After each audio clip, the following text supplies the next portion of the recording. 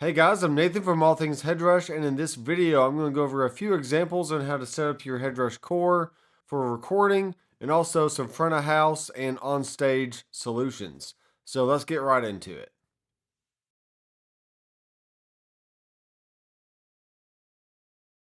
So let's open up your DAW of choice, and we're going to make two tracks. We're going to have a stereo track and a mono track. So let's go ahead and right click here. I'm in Mixbus 32C, but you can do this in literally any other DAW. And we're going to make a stereo guitar. And we're going to go ahead and add the selected, but leave the window open. And we're going to make a mono guitar. Like so. Add and close.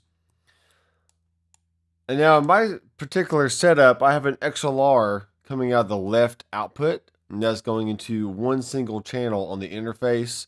Then I have my 1/4 inch left and right going out to some mic pre's and then going into my interface. So I'm just going to simply go and select the channels I have these plugged into.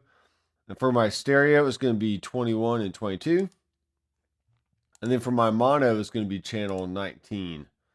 And these can be literally whatever interface you have and whatever inputs you have, plug those cables into. So now we're going to go ahead and press record. And we'll look at the screen here. We have all our in and output options. We have guitar input and output. We have an alternate guitar source, and then alt guitar out and guitar out 2. Now I'm not going to worry about guitar out 2 right this minute, but I am going to look at the alt guitar out. All right, so I'm actually going to pull in a drum track real fast just to do some fun recording. And Mixbus 32C comes with all kinds of cool bundled content. And we can make this whatever tempo we want, but I'll just make this pretty simple. All right, so here's a drum groove we can play to, and this is what it sounds like. Okay, so that'll be good enough for just some guitar recording. And now, in particular, my guitar output is going to be going out of 1/4 inch 1 and 2. So this is what we have so far. And now we'll take off the XLR from the alt guitar out just momentarily, so you can hear just the full rig coming out of the guitar output. If I take that off and then go to the alt guitar, you can see I have my alt guitar source set to rig input. That means I'm only tapping the signal up into the guitar input, and then nothing else is being bypassed. So it's essentially like I'm plugging my guitar directly into the interface and not even into the Headrush at all. So I'm just getting a pure DI guitar signal.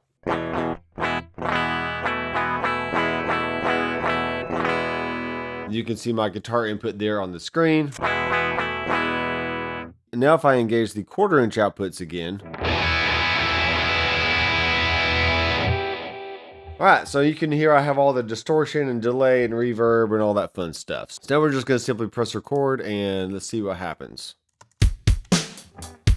1, 2, 3, 4.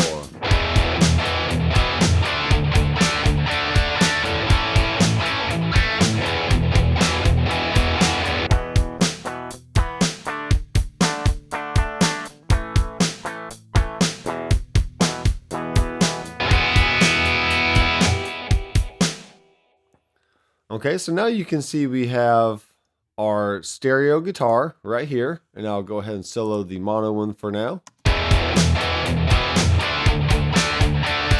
And then we can mute the stereo and just listen to the mono.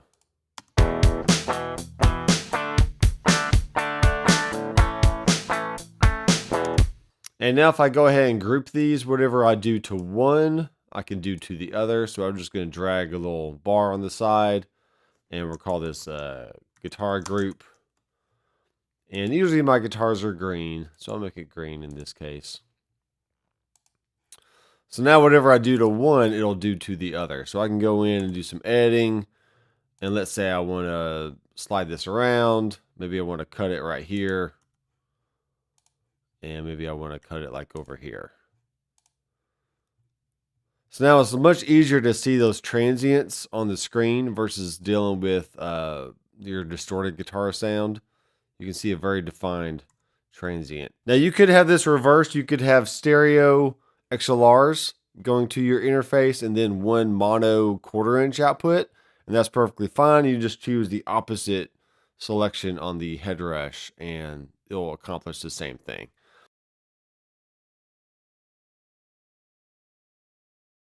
All right, for this next example, we're going to do a mono setup, and we're actually going to send a mono signal from the XLR out to the front of house, and then we're going to send a 1/4 inch signal out of the Headrush to a FX return on the back of my Supro amplifier. Now, it's technically labeled power amp in because this amplifier does not have a traditional effects loop, but it does allow you to tap into the input of the power amp, and that is totally bypassing the preamp section. So right now I have a cable plugged in on the back of the amplifier, and any tone or volume will not be controlled at all on the amp. So essentially what we're doing in this instance is we're putting the cab at the very end of the chain, and in the global settings, we need to go to audio, then make sure our alt guitar out is set to 1/4 inch, and that the alt guitar source is set to Headrush cab input. So what that means is we're going to send the full signal of phase, tube screamer, amp, delay, reverb, tremolo, 10-band EQ. That's all going to send up until the cab in, and then it's going to stop, and it's not going to send the cab signal out of that output. Here's the sound that we get just out of the XLR.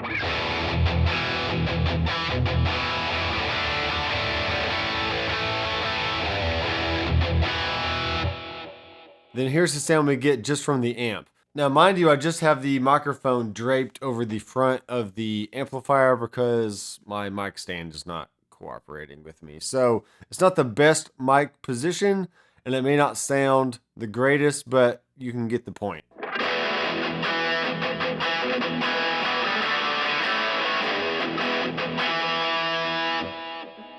Now here in the room, it sounds pretty good, but it's just not mic'd up all that great. So that is a good example of how you can use a power amp and a cab, which is essentially what this combo amp is providing me on stage, and you can still send your signal to front of house.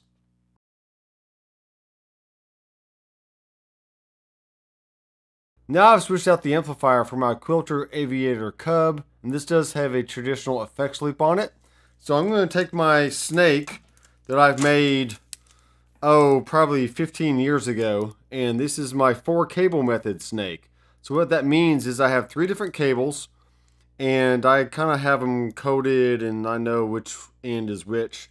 So what we do is we plug our guitar into the input of the Headrush, and that's already connected. And then we're going to take a send, and I'm going to actually use the I'm going to use this cable right here for the send. So I'm going to plug that into the back, and that send is going to go to the input of the amplifier. All right, now we have to take the send of the amp, and we're going to plug that into the return of the Headrush.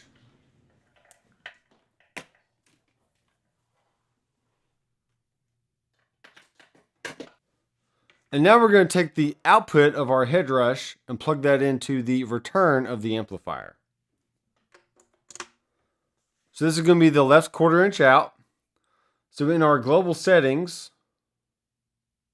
under audio, we are going to send the guitar out to 1/4 inch, and we're not going to assign anything to the alternate guitar source. Now that we've made the connections, we need to do one more thing on the Headrush, and that is add an effects loop block. Because essentially, without an effects loop block, essentially we're bypassing the preamp of the amplifier and not able to use the amp itself. So here's the situation when you want to use a real amp and also use the effects loop. So right now, if I don't have an effects loop block in the signal path, that means I'm essentially just not using the effects loop on the Headrush at all. And I'm taking a direct cable from the output to the effects return on the amplifier because we are bypassing the input of the amp and also the send part of the amp. So this is what we get. And it should be very, very similar to the Supro example that I just showed you, where I'm just using the power amp in. So essentially effects return, power amp in, the exact same thing as far as amplifiers are concerned. But if we do want to use the actual preamp of the amplifier, we have to insert the effects loop block. So this is what we're going to do. We're going to go down here to effects loop and attach it. And the other scenario is this. We have a amp model in the Headrush, but we also have that same amp model going to the front end of an amplifier that also has a preamp.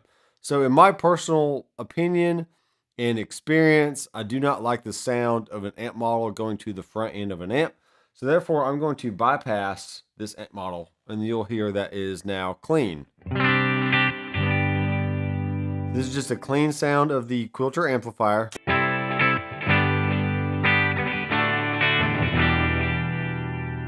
Okay. Now what's cool about this setup is you can kind of blend both preamps. You can take the clean of an amplifier or the dirty channel of an amplifier and use that as your sound. And then you can turn off the effects loop and have that be a clean amp or a dirty amp within the Headrush. So for example, if I turn this amp back on, now I have dirty, and then bypass it again, turn the effects loop back on. And what's really cool is you can do this all within scenes. So I'm going to go to my B layer here and go to the hardware sign. And let's say we want this one to be a scene. We're going to have the effects loop be on and the amp is going to be off. This is going to be our clean scene. And usually clean, I like to have color blue. Everything else can be no change, which is fine. Then we'll go to the second tab of the scenes and turn the amp on and the effects loop off. And that's going to be red. Then we can go back, we can save this. Now you can see that by switching the scene, I'm turning on the amp and turning off the effects loop, or I'm turning on the effects loop and turning off the amp, essentially giving me two different sounds, one from the amplifier and one from the Headrush.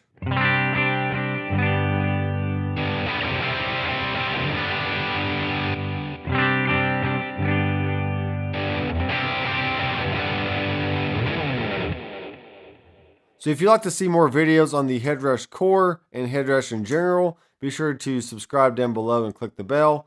And in the meantime, I'm Nathan from All Things Headrush, and I'll see you in the next video. Keep rocking.